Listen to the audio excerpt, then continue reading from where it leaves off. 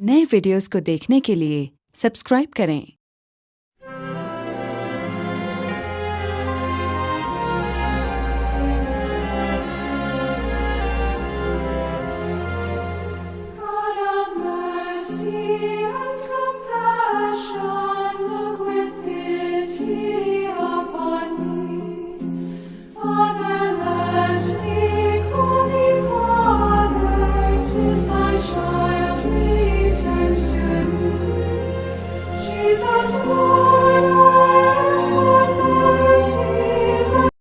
प्रेरणा से नबी ईसायास ने प्रभु यीशु के आने से करीब 700 साल पहले की यह भविष्यवाणी की थी कि ईश्वर के पुत्र प्रभु यीशु क्रिस्त हमारे पापों के प्रायश्चित के लिए किस प्रकार दुख भोगकर क्रूस पर मरना स्वीकार करेंगे।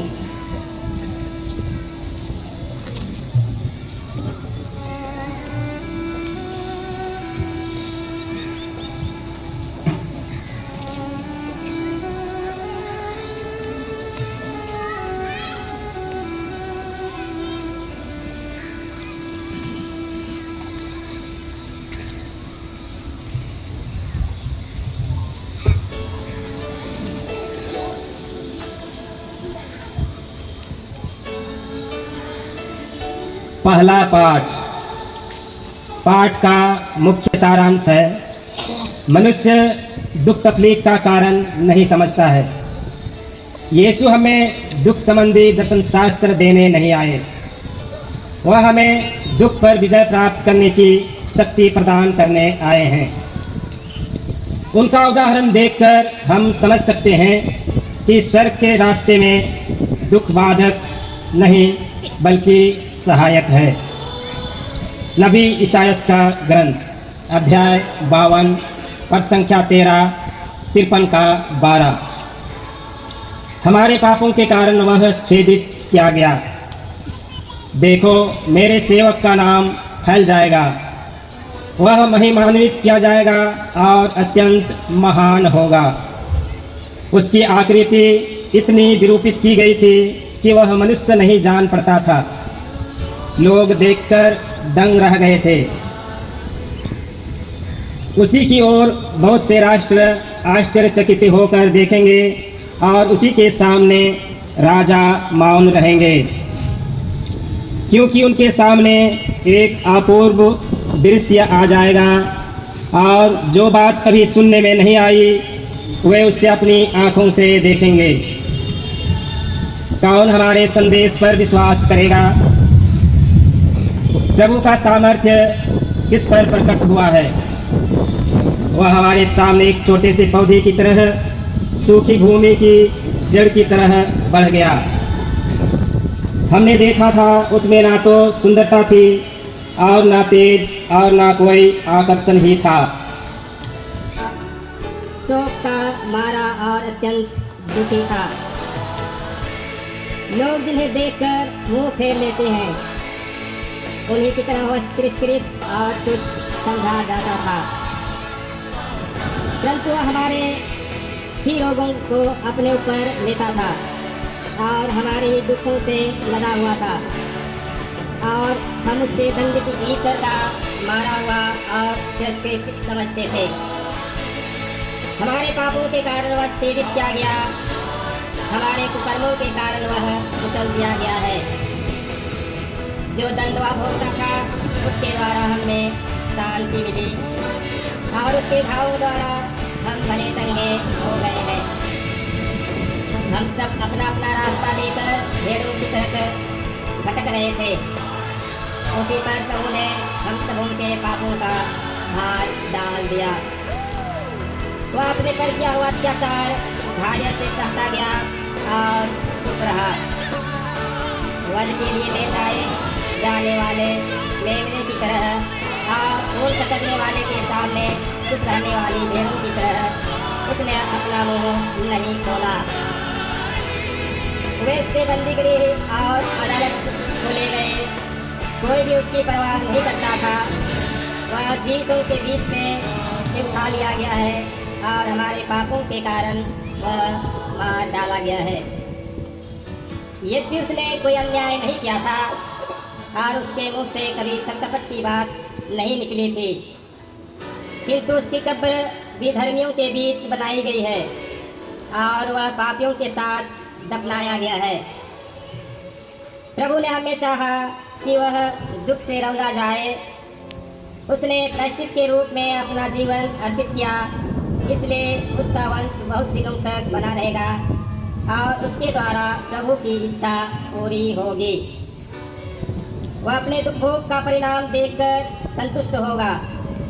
उसने दुख सहकर जिन लोगों का अधर्म अपने ऊपर ले लिया था, वह उन्हें उनके पापों से मुक्त करेगा। इसलिए मैं उससे विरासत के रूप में बहुतों को प्रदान करूंगा और वह शक्तिशाली राजाओं के साथ लूट का माल बांट लेगा, क्योंकि उसने बहुतों के अपराध अपने ऊपर लेते हुए और पापियों के लिए प्रार्थना करते हुए अपने को बलि चढ़ा दिया और उसकी गिनती कुकर्मियों में हुई। यह प्रभु की वाणी है।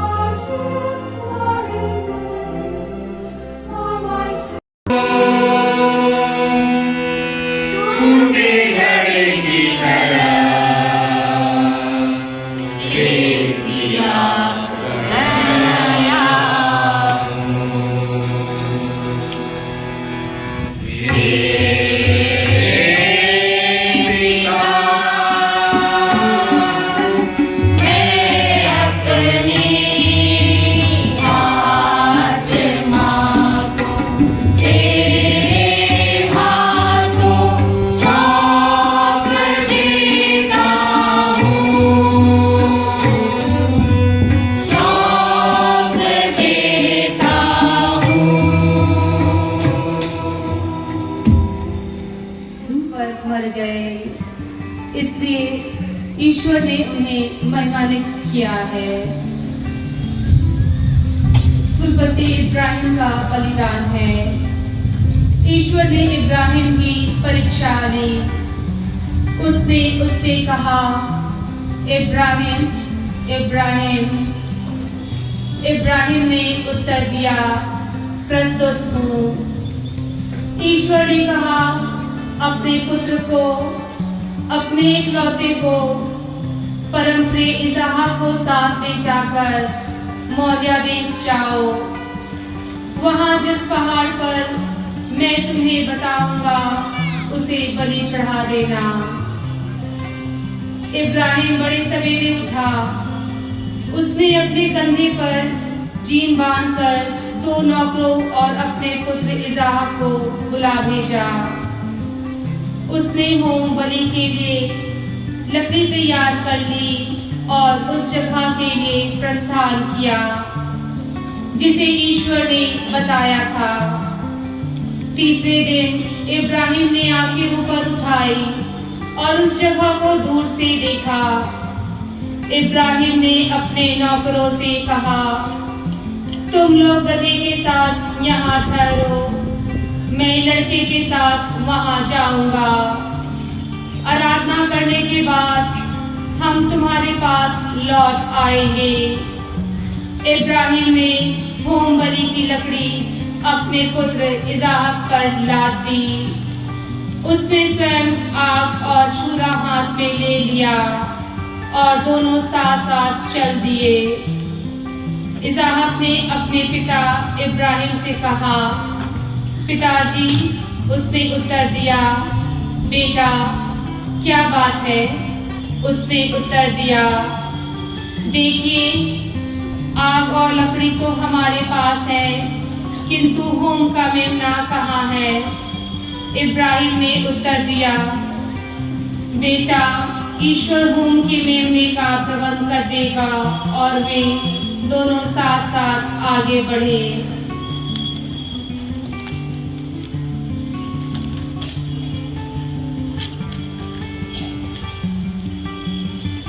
यीशु ने हमें इतना प्यार किया कि वह हमारे लिए मनुष्य बन गए और क्रूस पर मर गए।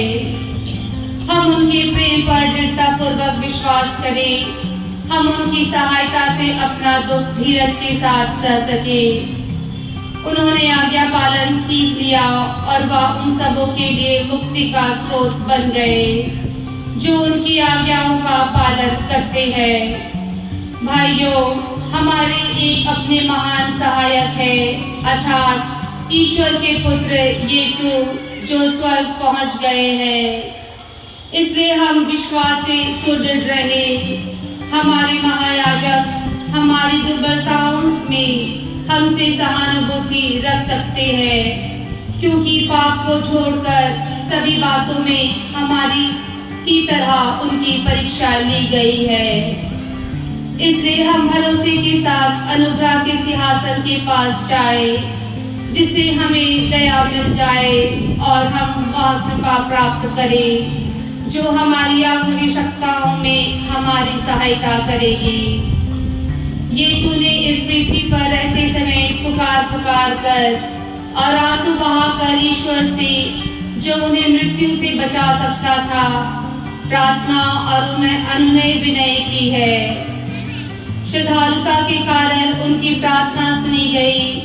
ईश्वर का पुत्र होने पर भी उन्होंने दुख सहकर आज्ञा पालन सीख लिया।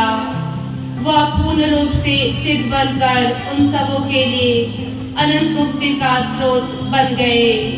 जो उनकी आज्ञाओं का पालन करते थे। यह प्रभु की वाणी है।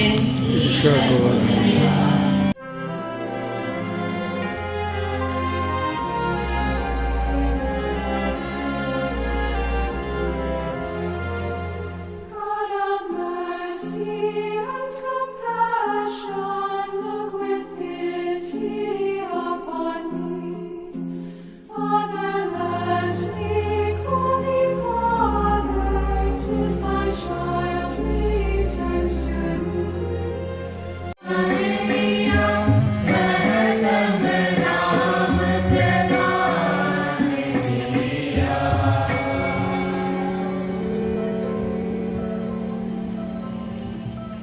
अब हम प्रभु यीशु के प्रिय शिष्य संत यूहन्ना के सुसमाचार से प्रभु यीशु के दुखों का समृद्ध और दारुण विवरण पढ़ा जाएगा।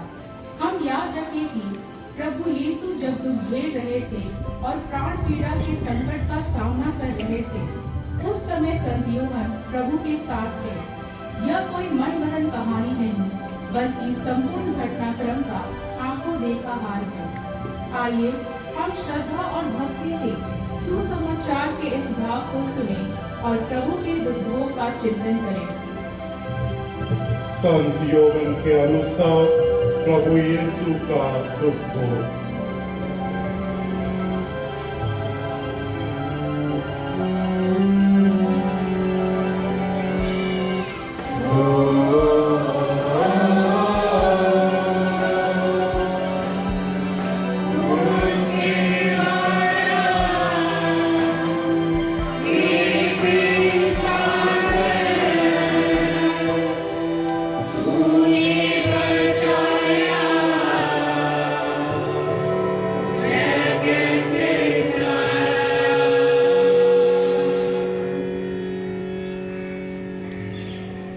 यह सब कहने के बाद यीशु अपने शिष्यों के साथ केद्रोन नाले के उस पार गए। वहाँ एक बारी थी। उन्होंने अपने शिष्यों के साथ उसमें प्रवेश किया। उनके विश्वासघाती यूदस को भी वह जगह मालूम थी, क्योंकि यीशु अक्सर अपने शिष्यों के साथ वहाँ गए थे। इसलिए यूदस पलटन और महायाजकों तथा फरीसियों के भेजे हुए प्यादों के साथ वहां आ पहुंचा। वे लोग लालटेनें, मशालें और हथियार लिए थे। यीशु यह जानकर कि मुझ पर क्या क्या बीतेगी, आगे बढ़े और उनसे बोले, किसे ढूंढते हो? उन्होंने उत्तर दिया। यीशु ने उनसे कहा, मैं वही हूँ। वहाँ उनका विश्वासघाती यूदस भी उन लोगों के साथ खड़ा था। जब यीशु ने उनसे कहा, मैं वही हूँ, तो वे पीछे हटकर भूमि पर गिर पड़े। यीशु ने उनसे फिर पूछा, किसे ढूंढते हो? वे बोले, यीशु नाज़री को। इस पर यीशु ने कहा, मैं तुम लोगों से कह चुका हूँ कि मैं वही हूँ। यदि तुम मुझे ढूंढते हो तो इन्हें जाने दो। यह इसलिए हुआ कि उनका यह कथन पूरा हो जाए, तूने मुझको जिन्हें सौंपा, मैंने उनमें से एक का भी सर्वनाश नहीं होने दिया। उस समय सिमोन पेट्रुस ने अपनी तलवार खींच ली और महायाजक के नौकर पर चलाकर उसका दाहिना कान उड़ा दिया। उस नौकर का नाम मरकुस था। यीशु ने पेट्रुस से कहा, तलवार म्यान में कर लो। जो प्याला पिता ने मुझे दिया है, क्या मैं उसे नहीं पीऊं? तब पलटन, कप्तान और यहूदियों के प्यादों ने यीशु को पकड़कर बांध दिया। वे उन्हें पहले अन्नस के यहाँ ले गए, क्योंकि वह उस वर्ष के महायाजक कैफस का ससुर था। यह वही कैफस था जिसने यहूदियों को परामर्श दिया था, अच्छा यही है कि राष्ट्र के लिए एक ही मनुष्य मरे। सिमोन पेट्रुस और एक दूसरा शिष्य यीशु के पीछे पीछे चले। यह शिष्य प्रधान याजक का परिचित था और यीशु के साथ प्रधान याजक के प्रांगण में गया, किंतु पेतरुस फाटक के पास बाहर खड़ा रहा। इसलिए वह दूसरा शिष्य जो प्रधान याजक का परिचित था फिर बाहर गया और द्वारपाल से कहकर पेतरुस को भीतर ले आया। द्वारपाल ने पेतरुस से कहा, कहीं तुम भी तो उस मनुष्य के शिष्य नहीं हो? उसने उत्तर दिया, नहीं हूँ। जाड़े के कारण नौकर और प्यादे आग सेका, पेतरुस भी उनके साथ आग तापता रहा। प्रधान याजक ने यीशु से उनके शिष्यों और उनकी शिक्षा के विषय में पूछा। यीशु ने उत्तर दिया, मैं संसार के सामने प्रकट रूप से बोलता हूँ। मैंने सदा सभागृह और मंदिर में जगह सब यहूदी एकत्र हुआ करते हैं शिक्षा दी है। मैंने गुप्त रूप से कुछ नहीं कहा। यह आप मुझसे क्यों पूछते हैं? उनसे पूछिए जिन्होंने मेरी शिक्षा सुनी है। वे जानते हैं कि मैंने क्या क्या कहा। इस पर पास खड़े प्यादों में से एक ने यीशु को थप्पड़ मारकर कहा, तुम प्रधान याजक को इस तरह जवाब देते हो? यीशु ने उससे कहा, यदि मैंने गलत कहा तो गलती बता दो, और यदि ठीक कहा तो मुझे क्यों मारते हो? इसके बाद अन्नस ने बांधे हुए यीशु को प्रधान याजक कैफस के पास भेजा। सिमोन पेतरुस उस समय आग ताप रहा था। कुछ लोगों ने उससे कहा, कहीं तुम भी तो उसके शिष्य नहीं हो? उसने अस्वीकार करते हुए कहा, नहीं हूँ। प्रधान याजक का एक नौकर उस व्यक्ति का संबंधी था जिसका कान पेतरुस ने उड़ा दिया था। उसने कहा, क्या मैंने तुमको उसके साथ बारी में नहीं देखा था? पेतरुस ने फिर अस्वीकार किया और उसी क्षण मुर्गे ने बांध दी। और पुनरुत्थान के सभी रहस्यों के द्वारा दृढ़ करे और अच्छे और विश्वासी क्रिस्तीय के रूप में मैं अनंत जीवन के मार्ग पर बढ़ने के लिए सभी आवश्यक कृपा दान प्रदान करे। पिता और पुत्र और पवित्र आत्मा के नाम पर आमीन।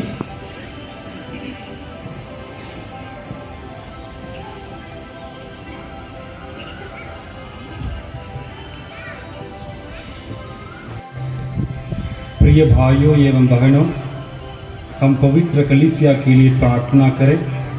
प्रभु ईश्वर सारे जगत में उसे शांति और एकता प्रदान करे तथा सुरक्षित रखे और हम चैन और शांति में जीवन बिताते हुए सर्वशक्तिमान पिता ईश्वर की महिमा कर सकें।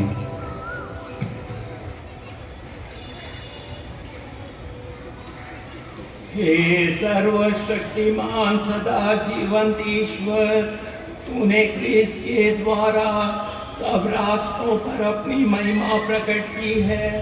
अपनी दया के कार्यों पर ध्यान दे ताकि सारी पृथ्वी पर फैली तेरी कलीसिया दृढ़ विश्वास के साथ तेरे नाम की घोषणा में डटी रहे, हमारे प्रभु क्रिस्त के द्वारा।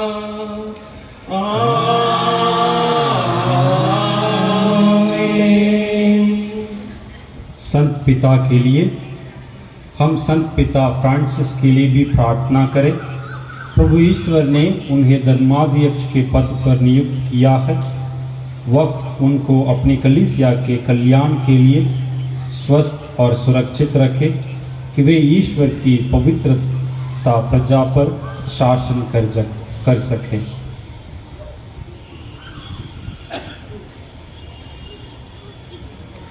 हे सर्वशक्तिमान सदा जीवंत ईश्वर, तेरी इच्छा पर सब कुछ निर्भर है। हमारी प्रार्थना सुन और दया पूर्वक हमारे संत पिता की रक्षा कर। तेरे द्वारा शासित क्रिस्तीय प्रजा इन्हीं के अधीन रहकर विश्वास तथा पुण्य में बढ़ती जाए, हमारे प्रभु क्रिस्त के द्वारा।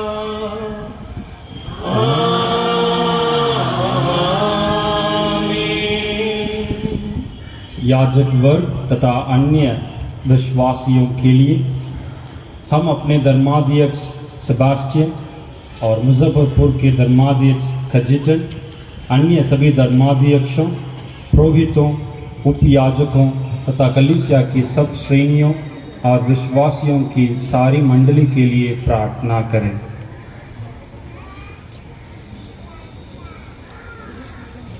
हे सर्वशक्तिमान ईश्वर, तू अपने आत्मा द्वारा समस्त कलीसिया को पवित्र करता और उसका संचालन करता है। हमारी दीन प्रार्थनाएं सुन और सभी परिचरों पर अपनी कृपा बरसा, ताकि सब लोग निष्ठा पूर्वक तेरी सेवा कर सकें, हमारे प्रभु क्रिस्त के द्वारा।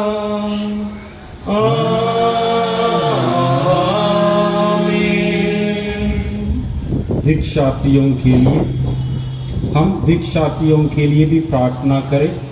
प्रभु ईश्वर की असीम दया से वे उसका वचन अपने हृदय में ग्रहण करें, बपतिस्मा में नया जन्म लेकर अपने पापों की क्षमा पाए और हमारे प्रभु यीशु क्रिस्त के अंग बन जाए।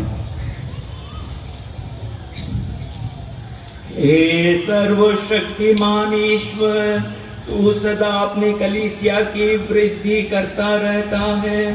हमारे दीक्षार्थियों का विश्वास और धर्म ज्ञान बढ़ा दे, ताकि वे बपतिस्मा द्वारा नौ जन्म पाकर तेरे पुत्र पुत्रियों में सम्मिलित हो सके, हमारे प्रभु क्रिस्त के द्वारा।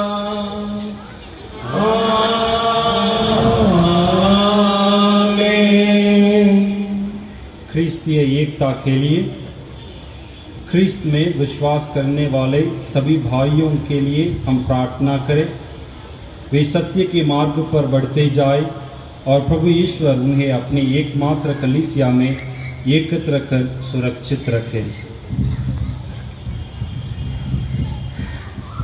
हे सर्वशक्तिमान ईश्वर, तू बिखरे हुए लोगों को एकत्र करता और संजोए रखता है। अपने पुत्र के रेवड़ पर कृपा दृष्टि डाल। जो लोग बपतिस्मा द्वारा पवित्र किए गए हैं, वे अटूट विश्वास और प्रेम के बंधन में एक बने रहें, हमारे प्रभु क्रिस्त के द्वारा।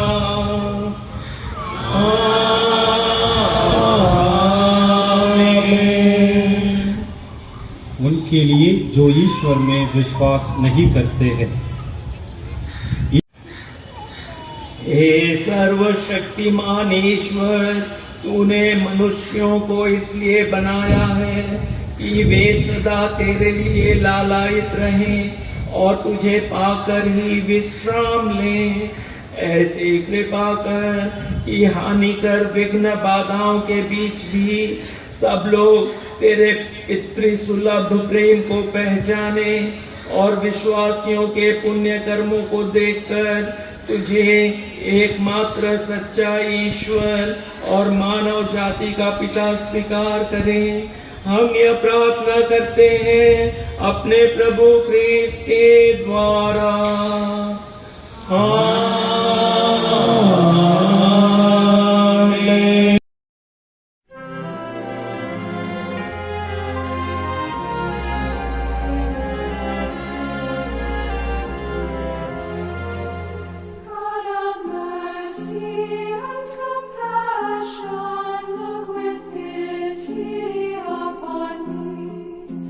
Father, let me call thee Father, 'tis thy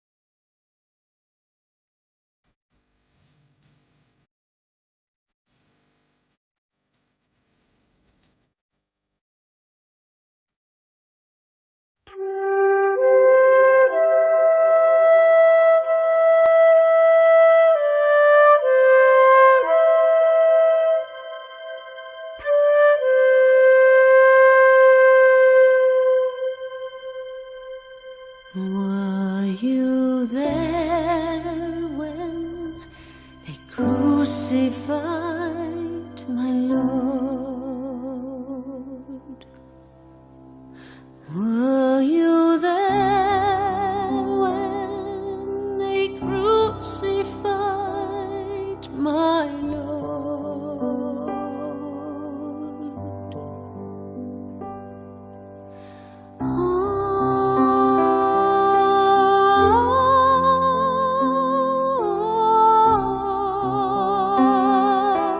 Sometimes it causes me to tremble,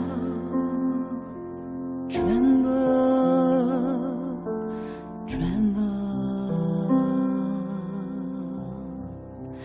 Were you there when they crucified my Lord? Were you there when they nailed him to the tree? Were you there when they nailed him to the tree?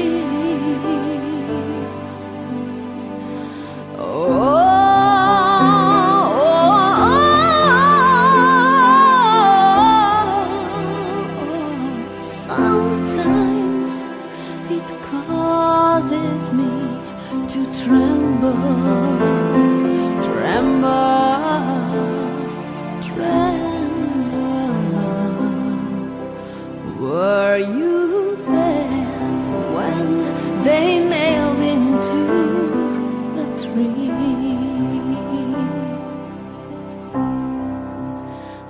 Were you there when they laid him in the tomb? Were you there when they laid him in the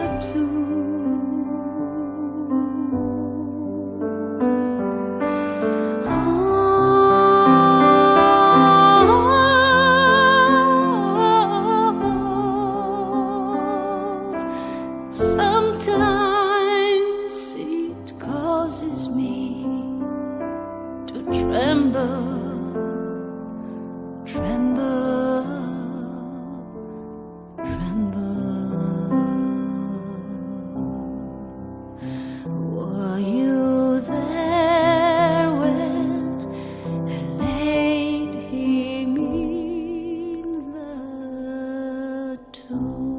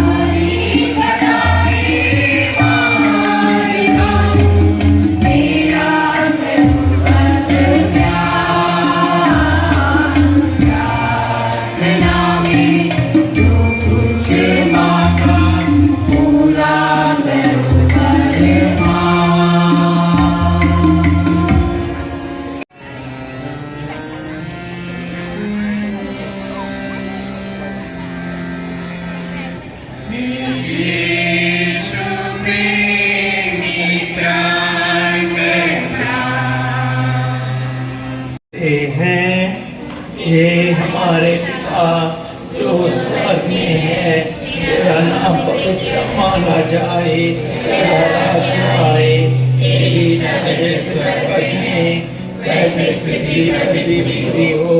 हमारा प्रतिदिन का आहार आज हमें दे और हमारे अपराध में क्षमा कर, जैसे हम भी अपने अपराधियों को क्षमा करते हैं, और हमें परीक्षा में न डाल, परंतु बुराई से बचा। आमीन। हे प्रभु, हम तुझसे प्रार्थना करते हैं, सभी बुराइयों से हमें बचा और इस जीवन में हमें कृपा पूर्वक शांति प्रदान कर। हम तेरी दया से सदा पाप से दूर और हर विपत्ति से सुरक्षित रहें और उस दिन की प्रतीक्षा करते रहें जब हमारे मुक्तिदाता यीशु ख्रिस्त फिर आकर हमारी धन्य आशा पूरी करेंगे। क्योंकि तेरा राज्य, तेरा सामर्थ्य और तेरी महिमा अनंत काल तक बनी रहती है। हे प्रभु यीशु ख्रिस्त, हम सब तेरा शरीर और तेरा शरीर ग्रहण करने वाले हैं, या हमारे लिए विचार और दंड का कारण ना बने, बल्कि तेरी दया से हमारा तन मन सुरक्षित और स्वस्थ रखे।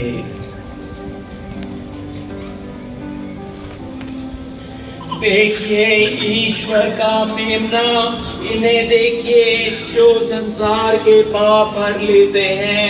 धन्य है वे, धन्य है हम सब जो इस मेमने के भोज में बुलाए गए हैं। हे प्रभु, मैं योग्य नहीं हूँ कि आप मेरे यहाँ आए, किंतु एक शब्द कह दे और मेरी आत्मा चंगी हो जाएगी। इसका शरीर अनंत जीवन के लिए हमारी रक्षा करता रहे। आमीन।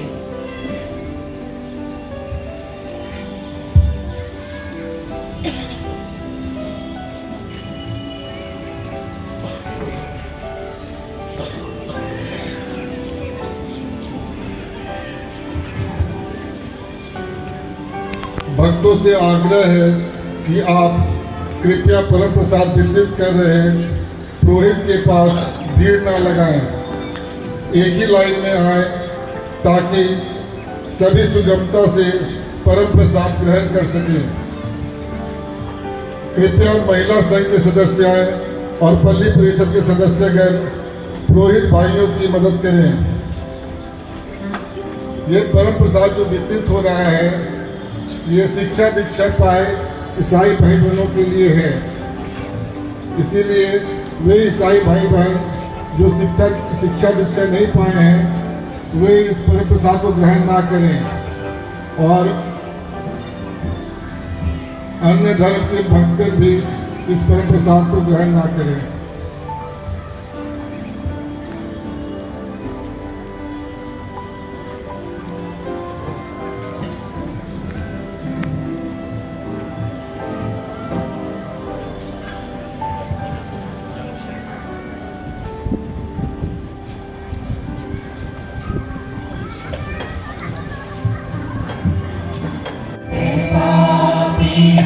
प्रभु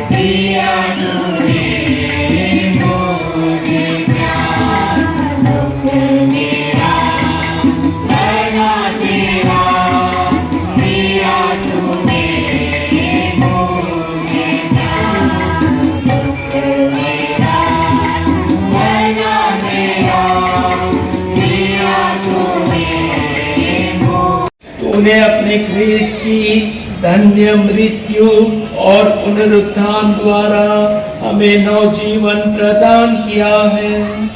इस दयापूर्ण कार्य का फल हम में सुरक्षित रहे। इस संस्कार में सहभागी होकर हम आजीवन तेरी सेवा में तत्पर रहे। उन्हीं हमारे प्रभु ख्रीस्त के द्वारा।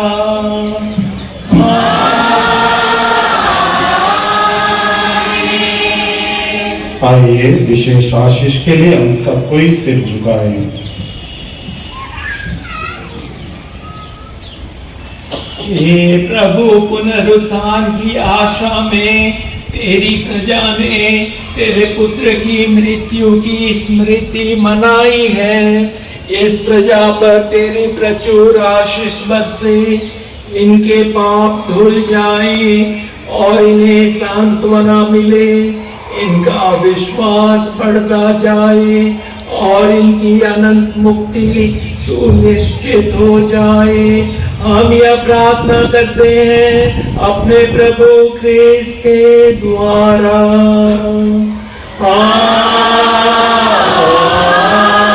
आमीन।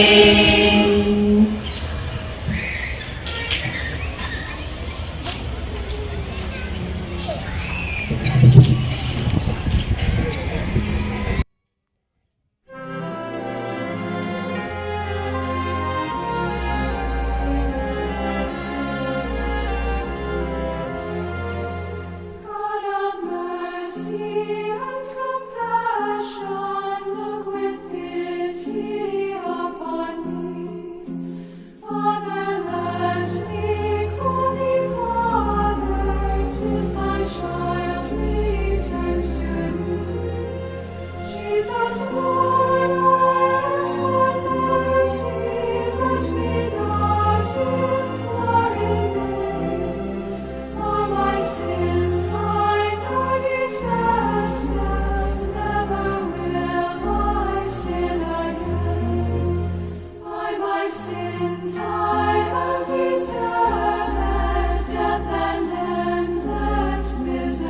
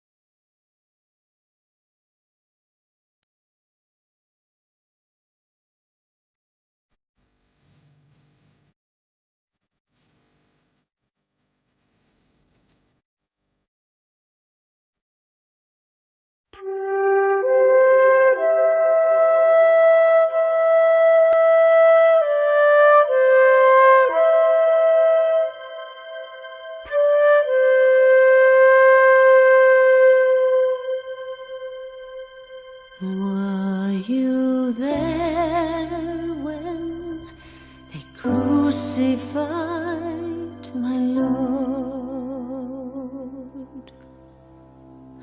Were you there when they crucified my